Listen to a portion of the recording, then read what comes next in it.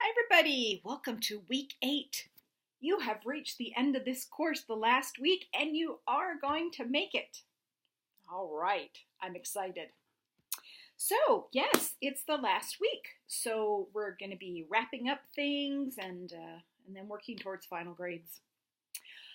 One of the things, just by reading your posts every week, I really have seen a lot of growth in your knowledge about the components of research and just in how you view research articles. So I think you're going to be changed now forever about things you'll look at when you read those research articles and you're looking for bias and you're looking for the limitations and would this really work in my clinical setting.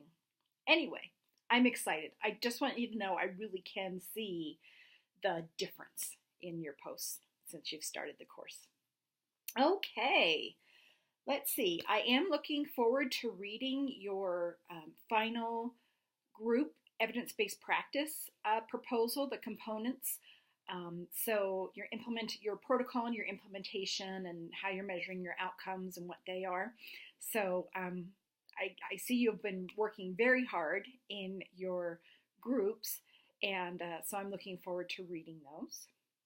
And I will be submitting to Grand Canyon University that there is a mismatch between asking you to submit the entire proposal from beginning to end, that matching with the rubric and matching with the 1,000-word count.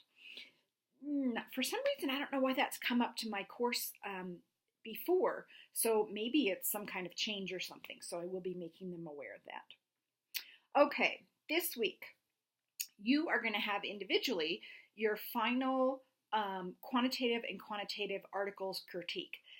There are a few of you who still aren't quite with the program about box 5.2 and 5.3. So,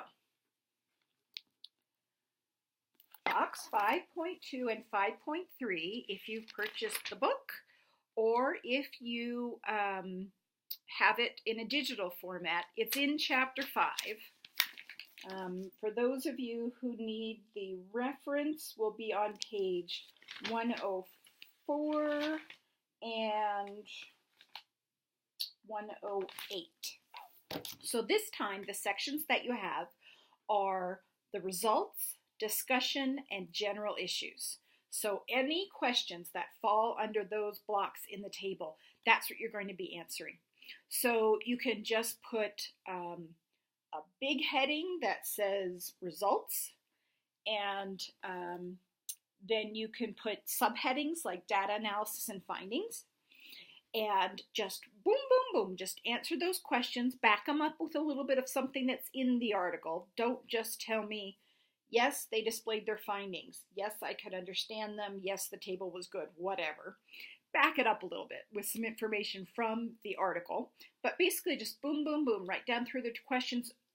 Best guess. Best guess always gets more points than not answering it all. Okay, so I bet some of you will be very pleased that that assignment is going to be over. All right. Then we've got the discussion questions. Now, the first discussion question is the evidence-based practice project, the group one. You're going to be posting this final submission, which has the protocol, the implementation plan, the outcomes. Okay, you're going to be posting that. And in that post, I want you to write what your foreground question is, your final foreground question, so it can make sense for the rest of the people that read it. It's really strange when we do this type of post because only one person from the group can post it, and then discussion, you know how you get a DQ points and then participation points? So anyway, your first post in there, whether you're the one posting the clinical implementation plan or your first response to somebody else's plan, your star will show up or whatever, and that'll be counted as your DQ point for that discussion question, 5 points, okay? And then the rest of your responses will count towards your participation. So that's the way it works. the person who is posting the project and the foreground question gets off a little bit easier. Sorry, that's just the way it is. But I'm sure you'll be getting a lot of giving a lot of feedback to your fellow members, because we had quite a few groups, and so there's a lot for you to look at. And because the word limit was only 1,000 words, it won't take you too awful long to read through all of them. So, okay. So that's the one. And then the other one we're going to talk about are mixed method designs. So mixed methods design is when you have in one study both a qualitative and a quantitative component.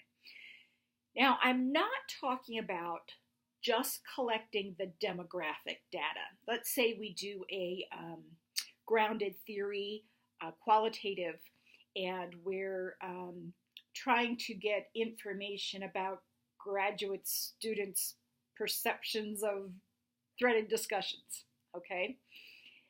So we have all that qualitative data from our interviews with these graduate students. If we're just collecting the demographic data, let's say age, what their bachelor's degree is in, experience in the workplace. If we're just collecting that and tabulating it, that's not a mixed methods study. But if I'm also having those graduate students fill out a Likert scale survey that's going to give me quantitative numerical data, that would be a mixed methods study. So I just don't want you to get confused about those two things. A lot of times you might think, oh, that's wonderful, a mixed methods study. I have both qualitative and quantitative data. It'll make it stronger. It'll enhance the validity of the study. There are some problems with mixed methods studies. And so in the discussion question, you're going to be talking about the limitations. What are mixed methods, and then what are the limitations of doing a mixed methods study? I think you might be a little surprised.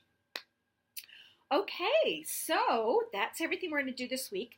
Then at the end of the week, I'll probably grade your participation pretty quickly, and then I'll be going through your final critique papers. There's 19 of you.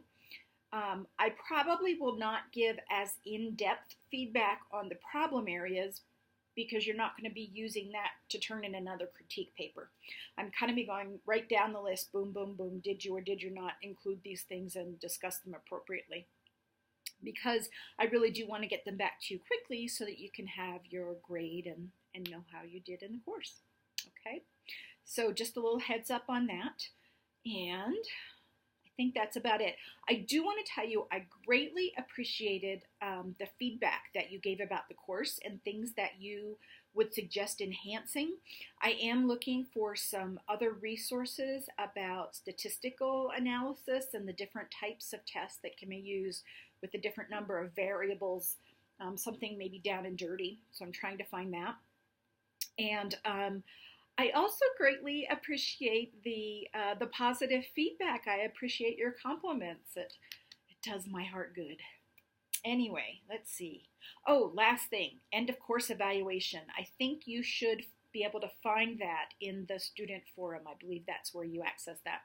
And so please fill out the end of course evaluation. Both myself and GCU really need those results to continue to see what's working well, what needs to be changed or added or anything like that. So I'd appreciate you filling them out. It has been a pleasure working with all of you and getting to know all of you, even talking with some of you on the phone. I have really enjoyed it.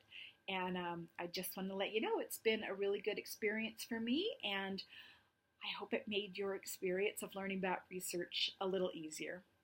All right, see you in the main forum.